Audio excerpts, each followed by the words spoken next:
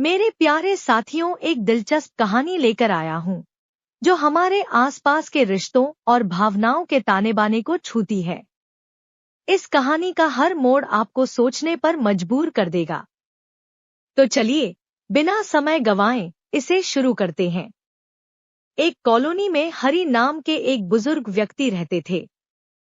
उनकी जिंदगी उनके परिवार के इर्द गिर्द घूमती थी, जिसमें उनकी पत्नी, बेटा, बहू और एक प्यारा 5 साल का पोता शामिल था। हरी जी रिटायर हो चुके थे और अपना अधिकतर समय घर पर बिताते थे। उनका बेटा विशाल, जो उन्हीं की कंपनी में काम करता था, परिवार की सभी जिम्मेदारियों को पूरी ईमानदारी से निभा रहा था। विशाल की पत्नी मीरा एक हाउसवाइफ थी। बाहर से देखने पर यह परिवार सुखी और संतुष्ट दिखाई देता था।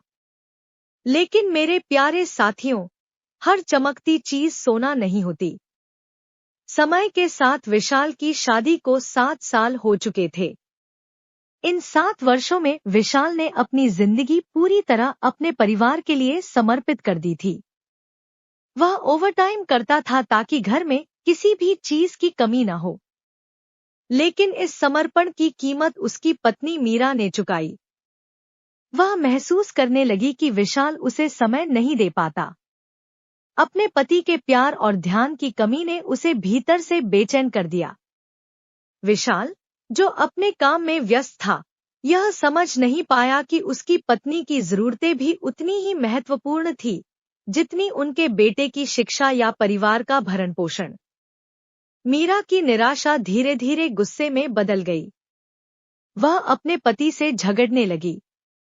अब न तो वह विशाल से सही से बात करती, न ही उसका ख्याल रखती। खाना तक समय पर नहीं देती। यह काम अब विशाल की मां, यानी हरी जी की पत्नी, के हिस्से आ गया। मीरा अपनी मायके फोन करके अपनी मां से हर बात साझा करती। उसकी मां भी उसे समझाने की बजाय और भड़काने लगी। वह कहती, अगर तुम्हारा पति तुम्हारी परवाह नहीं करता तो तुम भी उसकी छोटी छोटी बातों का ख्याल मत रखा करो। लेकिन मेरे प्यारे साथियों, सच्चाई यह थी कि विशाल पर काम का इतना दबाव था कि वह चाहकर भी अपनी पत्नी को समय नहीं दे पा रहा था। वह अपने परिवार को बेहतर जिंदगी देने के लिए दिन रात मेहनत करता था। लेकिन इसी मेहनत और समर्पण ने उसके रिश्ते में दरार पैदा कर दी। गर्मी का मौसम था और रातें भारी बेचैनी लेकर आती थी। मीरा, जो अपने कमरे में लेटी हुई थी, नींद से कोसों दूर थी। गर्मी की तपिश ने उसे बेचैन कर दिया। उसका पति और बच्चा गहरी नींद में थे, लेकिन मीरा करवटें बदलती रही। आखिरकार गर्मी से राहत पाने के लिए वह कमरे से बाहर निकलकर छत पर चली गई। छत पर चहलकदमी करते हुए आधा घंटा बीत गया। ठंडी हवा ने उसे थोड़ा सुकून दिया और वह नीचे लौट आई। जैसे ही उसने कमरे में कदम रखा, उसे कानों में अजीबोगरीब आवाजें सुनाई दी। यह आवाजें उसके सास-ससुर के कमरे से आ रही थी। मेरे प्यारे साथियों, इन आवाजों ने मीरा को सोचने पर मजबूर कर दिया। उसने खुद से सवाल किया, इस उम्र में मेरे सास-ससुर के कमरे से ऐसी आवाजें क्यों आ रही हैं? उसने पास जाकर दरवाजा खटखटाने की हिम्मत नहीं की, क्योंकि यह उसकी परवरिश के खिलाफ था। आखिरकार वह अपने कमरे में लौट आई और किसी तरह सो गई। अगली रात फिर वही हुआ। गर्मी की वजह से मीरा छत पर गई, कुछ समय बिताया और नीचे लौट आई। लेकिन इस बार उसने ठान लिया कि वह सच्चाई का सामना करेगी। उसने सास-ससुर के कमरे के पास जाकर खिड़की से अंदर झांका। जो उसने देखा, उसने उसके होश उड़ा दिए। उसके सास-ससुर आपत्तिजनक स्थिति में थे। यह दृश्य देखकर मीरा सन्न रह गई। उसने सोचा, इस उम्र में ये सब, और मेरे पति तो मेरे लिए वक्त ही नहीं निकालते। वह अपने कमरे में लौटी और पूरी रात इसी उधेड़-बुन में रही। उसके सास-ससुर आपत्तिजनक स्थिति में थे। यह दृश्य देखकर मीरा सन्न रह गई। उसने सोचा, इस उम्र में ये सब? और मेरे पति तो मेरे लिए वक्त ही नहीं निकालते। वह अपने कमरे में लौटी और पूरी रात इसी उधेड़बुन में रही। कुछ दिनों बाद एक सुबह मीरा का ससुर बाजार से लौटा। उसने अपने पोते के लिए लॉलीपॉप खरीदे।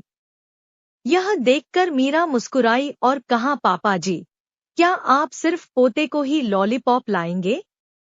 मुझे भी लाकर दीजिए, मुझे भी बहुत पसंद है। मेरे प्यारे साथियों, मीरा के इस मासूम से इशारे ने उसके ससुर को हैरान कर दिया। उसने समझ लिया कि हालात बदल रहे हैं।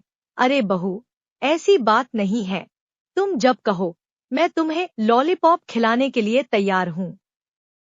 बस तुम एक बार बोल कर तो देखो। मेरे प्यारे साथियों, अब दोनों के बीच में तो इशारों ही इशारों में बात हो गई। अब जो मीरा थी, वह मौके का इंतजार कर रही थी, क्योंकि मीरा के घर में हमेशा लोग रहते थे। मीरा का पति सुबह ऑफिस जाता तो शाम को घर आ ही जाता था, और रात के वक्त दोनों को मौका नहीं मिल पाता। अब इसी तरह से मीरा मौके का इंतजार कर रही थी, और एक हफ्ते का वक्त और गुजर जाता है। एक हफ्ते के बाद अब जो मीरा का पति था, विशाल, वो मीरा से कहता है कि मीरा, मेरा सारा बैग वगैरह पैक कर दो, क्योंकि मैं एक हफ्ते के लिए मीटिंग के सिलसिले से बाहर जा रहा हूँ। मेरे प्यारे साथियों, जब यह बात मीरा सुनती है तो बहुत खुश होती है, क्योंकि अब उसे मौका मिलने वाला था। मीरा अपने पति का सारा बैग वगैरह पैक कर देती है और धीरे धीरे अगला दिन निकल आता है। अब अगले दिन सुबह सुबह के वक्त मीरा का पति चला जाता है बिजनेस के सिलसिले से बाहर। उस दिन मीरा बहुत खुश थी। सारा दिन वह खुश थी और हंसी खुशी घर का कामकाज करती है।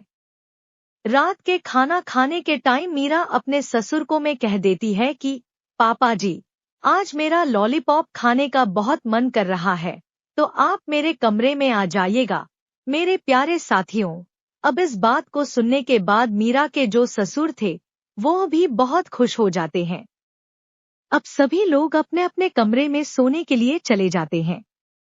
अब जैसे ही रात का वक्त होता है, जैसे ही रात के लगभग 12:30 बजते हैं, मीरा का ससुर देखता है कि उसकी सास सो गई है। अब जो मीरा थी, उसी वक्त अपने ससुर को मैसेज भी कर देती है कि ससुर जी, जल्दी आ जाइए, रात काफी हो गई है और आपका पोता भी सो रहा है। अब जो मीरा का ससुर था, वह उसी वक्त दबे पांव अपने कमरे से बाहर निकलता है और सीधे लॉलीपॉप लेकर अपनी बहू के कमरे में चला जाता है। कमरे में जाने के बाद वह आहिस्ता से दरवाजा अंदर से लॉक करता है और बहू के सामने जाकर बैठ जाता है। अपने बहू से बातचीत करने लगता है। बातों ही बातों में मीरा का ससुर बहू को लॉलीपॉप देता है और कहता है कि यह लो बहू, लॉलीपॉप। अब तुम भी लॉलीपॉप का आनंद ले लो। मेरे प्यारे साथियों, अब जो उसकी बहू थी, वो तो लॉलीपॉप खाने लगती है।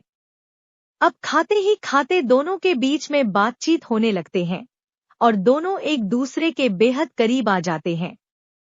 अब जो मीरा का ससुर था, वह अपनी बहू के साथ छेड़खानी करने लगता है, अश्लील हरकतें करने लगता है और थोड़ी ही देर के बाद वह दोनों आपत्तिजनक हालत में आ जाते हैं और एक दूसरे के साथ संबंध बनाने लगते हैं। मेरे प्यारे साथियों, उस दिन लगभग 3-4 सालों के बाद मीरा अपने ससुर के साथ संबंध बनाई थी और ससुर के साथ इस तरह का काम करके मीरा बहुत खुश होती है। जब एक बार उन दोनों के बीच में इस तरह का खेल शुरू होता है तो फिर यह खेल रुकने का नाम ही नहीं लेता है। लगभग कुछ घंटों तक मीरा का ससुर उसके साथ था। उसके बाद मीरा का ससुर चला जाता है अपने कमरे में। मेरे प्यारे साथियों, अब इसी तरह से यह खेल रोजाना का शुरू हो जाता है। रोजाना रात को ससुर बहू के कमरे में जाता, बहू के साथ इसी तरह का खेल खेलता और रंगलियां मनाया करता। इसी तरह से धीरे धीरे एक हफ्ते का वक्त कैसे गुजर जाता है, दोनों को पता ही नहीं चलता है। अब एक हफ्ते के बाद विशाल अपने घर आता है। जब मीरा अपने पति को देखती है तो उसका चेहरा ही उतर जाता है, क्योंकि अब मीरा समझ चुकी थी कि जो खेल वह एक हफ्ते से खेल रही थी, अब वह नहीं खेल पाएगी। अब इसी तरह से वक्त गुजरता है। धीरे धीरे करके रात का वक्त हो जाता है। मीरा का पति भी घर आ चुका था। सभी लोग एक साथ बैठकर खाना वगैरह खाते हैं और सभी लोग अपने अपने कमरे में सोने के लिए चले जाते हैं। मेरे प्यारे साथियों, अब जो मीरा थी वह अपने पति के सोने का इंतजार कर रही थी। अब जैसे ही मीरा देखती है कि उसका पति सो गया है, उसी वक्त मीरा अपने ससुर को मैसेज करती है और मैसेज करके कहती है कि पापा जी, छत पर चले जाइए, मैं थोड़ी देर के बाद छत पे आ रही हूँ। उसका जो ससुर था वह भी जागा हुआ था। उसकी भी बीवी सो गई थी, यानी कि मीरा की जो सास थी वो भी सो गई थी। अब पहला ससुर चला जाता है छत पे। उसके 10 से 15 मिनट के बाद अब जो मीरा थी वो भी छत पे पहुंचती है। दोनों ससुर और बहू छत पे जाके अब एक दूसरे के साथ खूब मौज मस्ती करते हैं, एक दूसरे के साथ वक्त गुजारते हैं। कभी कभी जीवन के सबसे जटिल मोड़ वे होते हैं जो हमें अनजाने में ही मिल जाते हैं। एक ऐसा ही हादसा मीरा के जीवन में घटित हुआ, जो न केवल उसके परिवार की खुशियां छीन लेता है, बल्कि एक रिश्ते को भी तार तार कर देता है। प्यार की मीठी बातें करते हुए मीरा और उसके ससुर दोनों एक ऐसी अवस्था में पहुंच जाते हैं जहां उनका विवेक और संस्कार दोनों ही ध्वस्त हो जाते हैं। यह खेल चलता है रातों तक, छत पर, चुपके से। मीरा की नजरों में एक अजीब सी खींचतान होती है, शारीरिक संतुष्टि की तलाश, जिसका कोई ठोस कारण नहीं था, सिर्फ एक असंतोष और खोखले रिश्ते की आड़ में। तीसरे दिन रात फिर से वही दृश्य दोहराया जाता है। मीरा का पति सो चुका था और उसका बच्चा भी गहरी नींद में था। मीरा धीरे धीरे, बिना किसी की नजरों से बचते हुए छत पर जाती है। वहां पहले से उसका ससुर इंतजार कर रहा था। दोनों की मुलाकात फिर से होती है और उनका संबंध वही अजनबी खेल फिर से शुरू हो जाता है। लेकिन नियति कुछ और ही कहती है। मीरा का बेटा अचानक जाग जाता है और अपनी मां को ढूंढने लगता है। मीरा का पति भी जागकर कमरे की बत्तियां जलाता है और उसे देखता है कि मीरा कमरे में नहीं है। अब वह उसे घर भर में ढूंढता है, बाथरूम, बालकनी, हर जगह। परेशान होकर वह छत की ओर रुख करता है। जैसे ही वह छत पर पहुंचता है, वह अपने पापा और अपनी बीवी को एक असमर्थनीय स्थिति में देखता है। उसके पैरों तले जमीन खिसक जाती है। वह गुस्से से तमतमाते हुए जोर से चिल्लाता है, तुम दोनों को शर्म आनी चाहिए। एक पवित्र रिश्ते को इस तरह तार तार किया है। ससुर और बहू का रिश्ता तो बाप बेटी का होता है, लेकिन तुम दोनों ने उसे भी नजरअंदाज कर दिया। गुस्से से तमतमाया हुआ विशाल अपने पापा को खूब सुनाता है और अपनी बीवी को भी 2 थप्पड़ लगाता है। वह उसे भी बुरी तरह से डांटता है, लेकिन विशाल का गुस्सा शांत नहीं होता। वह पुलिस को फोन करता है और अपनी आपबीती सुनाते हुए अपने पापा के खिलाफ एफआईआर दर्ज करवा देता है। धीरे धीरे सुबह का समय आता है। विशाल अपने घरवालों से झगड़ा करता है, अपनी मां को सब बताता है और मीरा को घर से निकाल देता है। 2 दिन बाद वह कोर्ट में तलाक के लिए अपील करता है। महीनों के संघर्ष के बाद विशाल अपनी बीवी से तलाक ले लेता है और बेटे की कस्टडी अपने पास ले लेता है। अब विशाल और उसकी मां मिलकर बेटे की परवरिश करते हैं और तीनों साथ में खुशहाल जीवन जीने की कोशिश करते हैं। तो मेरे प्यारे साथियों, इस तरह एक बहू ने अपनी भूख को शांत करने के लिए ससुर और बहू के रिश्ते को पूरी तरह से नष्ट कर दिया। केवल एक गलती ने उसे अपनी पूरी जिंदगी को ही बर्बाद कर दिया। उसका परिवार टूट गया और खुद को भी उसने बर्बाद कर लिया। यह कहानी किसी को दुख पहुंचाने के लिए नहीं, बल्कि हमें यह समझाने के लिए है कि गलत फैसले एक इंसान और उसके